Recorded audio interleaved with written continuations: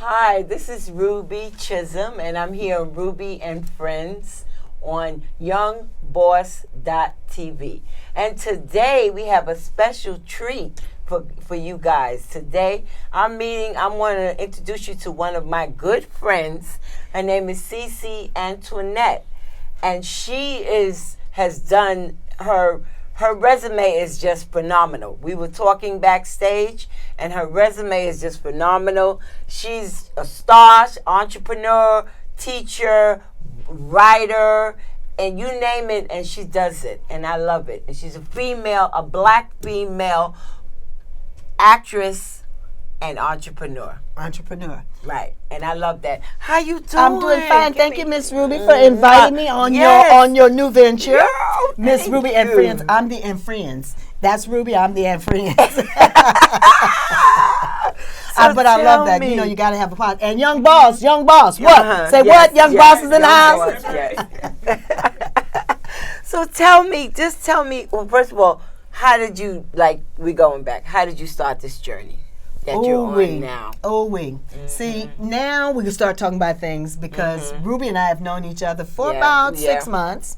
Right. Which is a nice amount of time. Right, yeah. But it's still not a long time when you consider a lifetime. That's right. But I'm originally from Dallas, Texas. Okay, all right. Which, as many people know, you all probably know a lot of the things that are going on in Texas. Yes, we call it the Republic down there. Okay. We don't call it a state. And if you ever live in Texas, you'll know it's the Republic. I'm Dallas, and it takes you 14 hours to get from Dallas to El Paso. Okay, yes. My heart goes out to them. Okay. It really and does. Then it takes you 10 hours to get from Dallas to the tip of the panhandle up in Oklahoma. Yes. It takes you 4 to 5 hours to get down to Houston, Galveston. Yes. And it takes you 7 hours to get from Dallas over to the other side, like going over into Arkansas.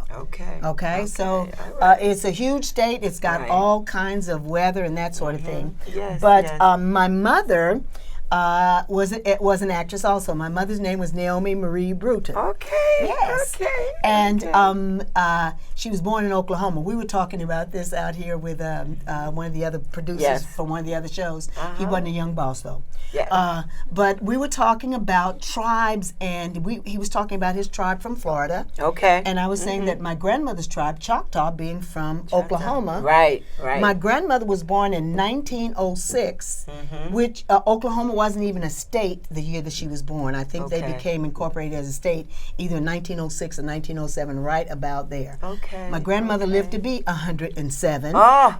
What? Yes. They said, how did she live so long? I said, I think it was in the water. Right. That's longevity. That is God's grace and longevity. In the water. Yes. So my grandmother had 2 daughters who were born in Oklahoma. Okay. And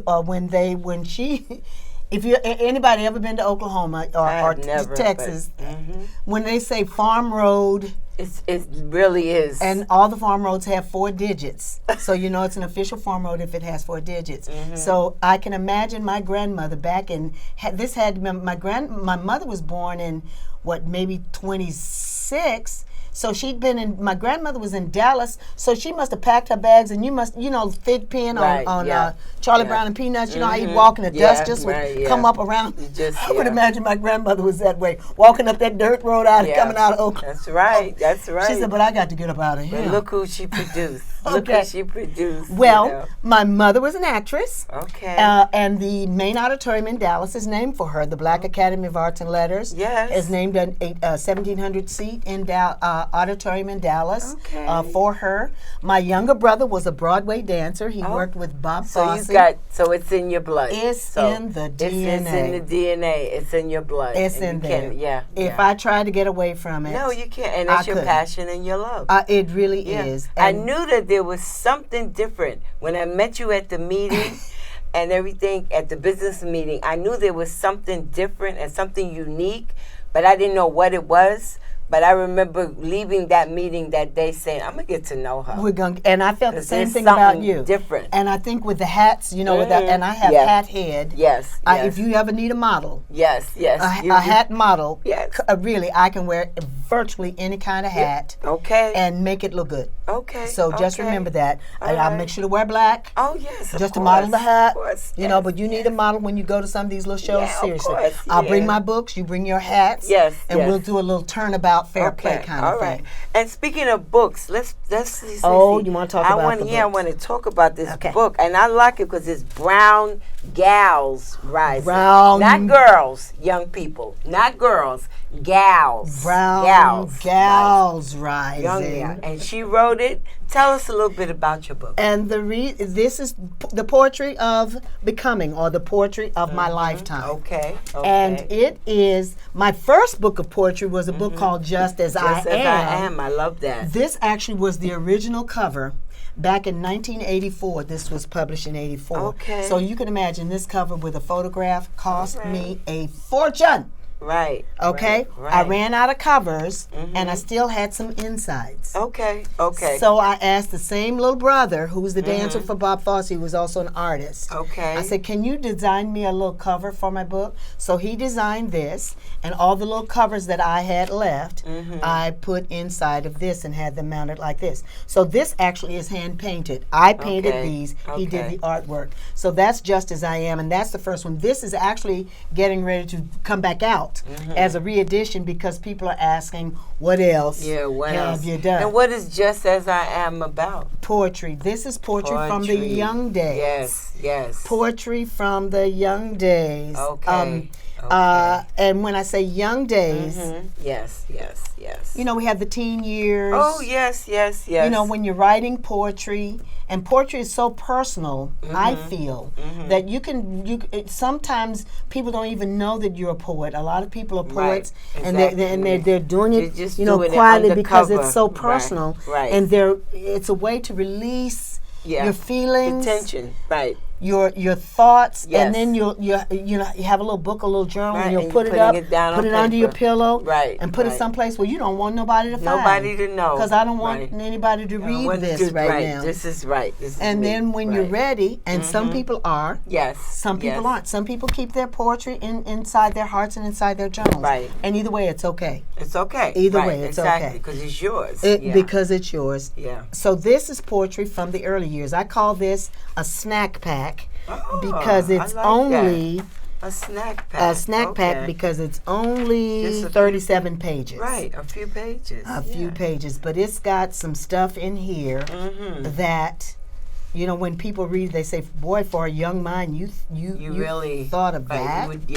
You know, but it's also might be what you were going through at the time in your own life, in your own personal growing life. Growing up a twin down in the Republic. I'm a twin. I had a twin brother. Okay. And so now that's where the gals. Yes, I want to know. I love that.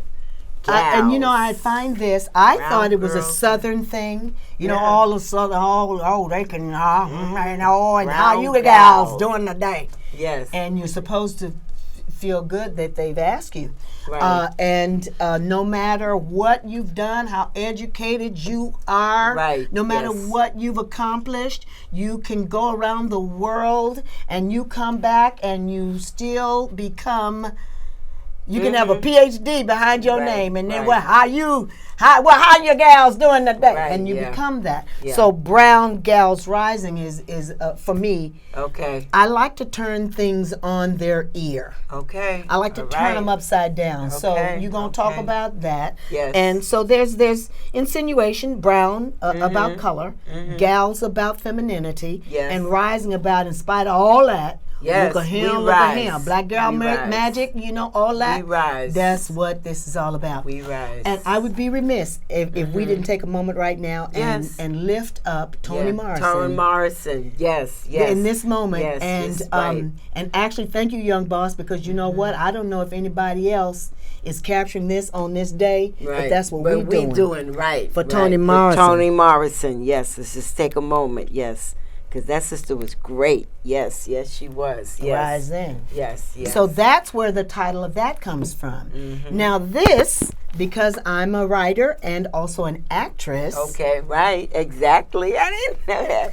This was a play that was produced 3 times in New York City. Okay. So in 1991, and then I have in the book, and one of the reasons she was asking about the book,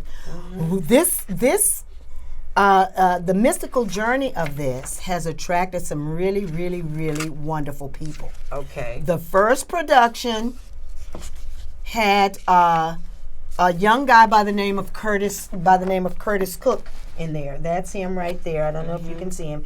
And Renee Joshua Porter. Her daughter is now one of the is working at NBC. Okay. And Renee also has her own TV show and does things. Curtis Cook is on the TV show Manifest. Okay. And he did Shutter Island with Leonardo DiCaprio, all this thing. This was one of the first productions that he did when he came to New York. Brown Gals Rising. He was excellent, as were all of the rest of them. Right. The other production, the third production that I did, had a young lady by the name of Ari Nicole Parker. Ari Nicole is in everything. She got her start with in Boogie Nights with Wahlberg.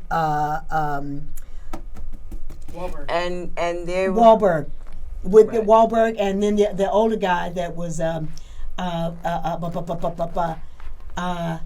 he wore the dark glasses. Burt Reynolds. Burt Reynolds was the older guy in that. So this is Ari went to NYU. Okay. Ari is also married to the good-looking guy. Oh, they're all good-looking. No, but this one is good-looking. He's an actor. You know who I'm talking about. He's an actor also. But this was the first production. You know, when you're at NYU, they don't let you audition for things until you're at a certain point. Yeah. What's the name? Boris. That's it. Boris Gojo. Yeah. So when she had permission to audition for a play, she auditioned for Brown Gals Rising. So this was the first play that she auditioned for, and look at here. So the book is based basically on the play. The book is in fact the play. The play. All right. Now I also got a kiss on the last production that we did because Phyllis Hyman came on stage and sang one of the songs with the cast. This is Phyllis Hyman right here. Yeah. And if you all know Phyllis Hyman, one of my producers was a comic who opened for Phyllis. And she said, I'm going to see if Phyllis would like to come see the show. I said, what? Right. So when she was there, you can't have Phyllis Hyman in the audience and not acknowledge her. That's right. And then I said, she might want to sing a song. And I was like, okay, it's on. So being an archivist, which I hope a lot of you young interns over here, you young boss interns, you be archivists. I captured everything. I videotaped everything. But right now, this is your book, and it's under your name. This is my book under my name. So you can order this on Amazon.com. That's what I want to The disc is also available with Phyllis Hyman and all these pictures. The book is now you see what I'm talking about when I say I'm having it edited because I don't have captions. What's the most important thing? On the pictures. So here I can be gone next year, 2,000 years from now. Right. But when somebody has this book, I want them to know it's you, who they're looking at. The prologue was written by Irma P. Hall, by the way, who was our theater mama there in Dallas. And what started you, or what inspired you to write the book? Again, this I would call this, if Just As I Am is poetry of the early years, then Brown Gals Rising is poetry of the middle years. The middle years. Middle and later years. So that means that there's another one that's coming that really is for the later years. Exactly. For the later years. Now, another little something I'd like to share with you all. Notice it says, from the White House. Oh, yes. Okay. Miss Cecilia Antoinette. All right. I decided to use Brown Gals Rising to send out as badges of encouragement to women of color who were doing things that I just thought, you go gal. Right, yeah. So I started mailing them out, and I mailed one to Michelle Obama and autographed it for her girls, and I said, and if you feel like it, please read some of the poetry to our president. Yes. They sent me back a personalized card. Yes, yes it is. Yes. I sent this book to a lot of people. Michelle Obama is the only one that sent me back a reply. I think that speaks a lot to character. That speaks a lot. And the name of her book, the name of my book is Brown Gals Rising, the Poetry of Becoming. What's the name of her book? becoming. So right, I'd like to right. think that perhaps Yeah, there was you a little inspired influence. her. Yeah, Okay, maybe, all right. maybe. Now, how would you? Okay, you're entrepreneur, writer, a poet, actress. How would people be if someone? How would they reach you? How would they get in touch with you? Let them know. I'm all over the internet. You're all over. You're all over. I'm a social media whore. You don't. Hog. We don't. You were saying like that's to reach you. You were saying okay. Google let them know. CeCe Antoinette, Okay, Cecilia Antoinette. Okay. I'm also doing a website, but you know what I find? I am going to still do the website because it's all about branding. Sure. All yes. about branding. Yes. Yeah. But you can look somebody up on Google if you can put their name in and find out something about them. You put my name in, and then you got all of these things that All come this up. stuff come As an up. author, as an actress, as Yeah. a director, Right, as a right. business person. And one of Right. the things I love about business, see, because the show business Yeah. is Yeah. show It's show business. And the right. ones that come at this as just show Okay. are making a huge mistake. Right, exactly, because it's all It's all. A huge mistake, yeah, and by the yeah. time they get it, Yeah. they're looking around at other people whose show may not be as fierce as theirs, Right. but they But got the they're out business there, part right. of They it, got the business and they're part making of it. all the money, and they're sitting around mad Right, right, and want to right. cry in my beer. I will not let them. Well, what advice would you give, say, to a young entrepreneur, like just like starting out? What's your best advice that you would give to them? Well, this is kind of how you opened. Be passionate Yes. about Yes. what it is, Yes. what it is your product is, and that product can be years ago. And I thought this was funny. I mean, and when I say years, 30 years ago. Yes, a yes. friend of mine, back in those days, we were traveling, but not traveling so much. So we went to Hawaii. Okay. Yes. And like I say, my mother worked for an airlines. She worked for Brandon. My mother was a pioneer in so many ways. My father, Cicero Hamilton Bruton Sr., was a pioneer also, because it takes a special man. Yeah. Right. To take to hold a it up. woman, yeah. Right. And my a dad woman, held it up. Yeah. Right. Yes. But we went to Hawaii at a time when people were not going, especially people of color. Yeah, people so of when color. the people of the community said, one of the things they said to bring them back, bring me back some of that sunshine, bring me some of that air. Stupid me. When I got there, I thought to myself, well, how can I bring them back some of that air? So all the little bottles that I could find, I put some of the little Hawaiian sand in there. And I think I brought about 10 bottles. Sounds simple, but what if I had branded that? Right, exactly. The sand. Right. You want air from a particular place. Right. Here it go. Right, exactly. Here it go. Right. And instead of it being a big water bottle, be a little cute little designer bottle. Wait a minute, I might be talking too much. That might be my next business.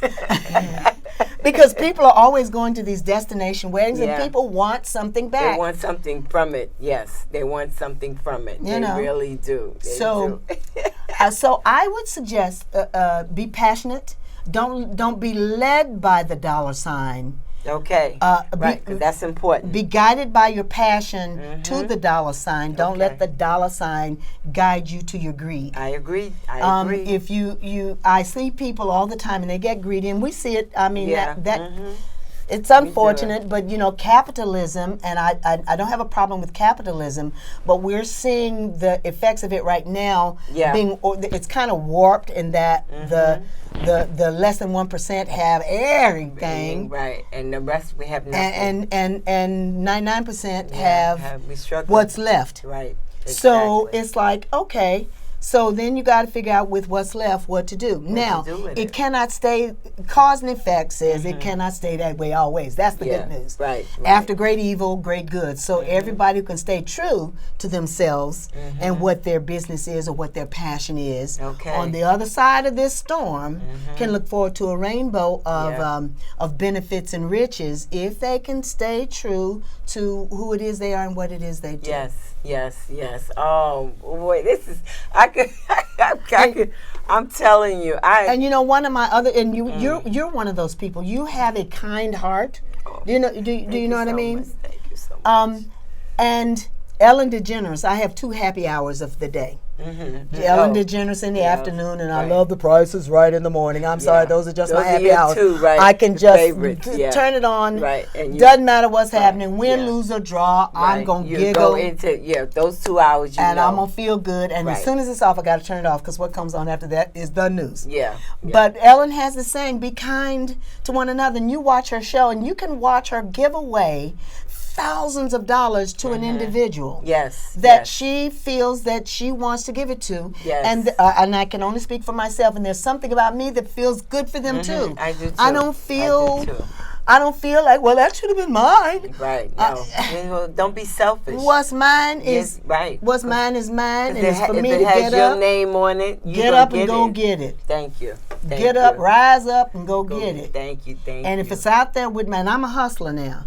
Of course. One of the ways I got to LA, and I was telling people, I teach. I act, I direct, whatever it is. If there's a little money in it and it has to do with the business and presentation. And I find that I love teaching this to young people because every young person's not going to be an actor. No. That's not the point of teaching them this. The point is to enhance their self-esteem. If you enhance a young person's self-esteem, and get them to see that they have a light, their own individual light, and that it's there. Sometimes things in life can help to, it won't put it out, but it can get really, really, really, really dim. It can. And when you can help them relight their own little light and get them to know, oh, wait a minute, if I did that then, I could do it then again. I can do it again. I can do it again. They'll get up and they'll try more. They'll figure it out. They'll try more and they'll do more. And all of my kids, I have a saying that all my kids are working. All of my theater kids, they're all working. And all my young people in my theater classes, they all get advances. They start getting awards and stuff in English and things like that. Because be kind. Let your heart guide you. Share what you know. Share what you have. Exactly. And I believe that. And you'll be taken care of. That's why I'm so glad that I'm so happy that you came on my show today. Thank you. I thank you so much because you have enlightened not only the world but me also. So how would they reach out to you and how would they find you? Look me up on Facebook, CeCe Antoinette, CeCe Antoinette. And if you know anything about Facebook, friend me on Facebook. Send a note that said, I saw you on Ruby and Friends, because otherwise I will not friend you. But once we're friends on Facebook, you got my address, you got my phone number, you know where I am. You're going to see the shows I'm going to, and I go to everything. And start enjoying life with me wherever it is that I am. Thank you so much for coming on. Miss Ruby. Thank you. I appreciate it. And that's our show for today. But please, come again. Watch Ruby and Friends. We're on youngboss.tv, youngboss.media. Come again. Come, because you don't want to miss a word of anything. Ruby and Friends. I have a lot of friends, and I want you to meet all of them. Thank you so much. Thank you so much. Young Boss. Okay.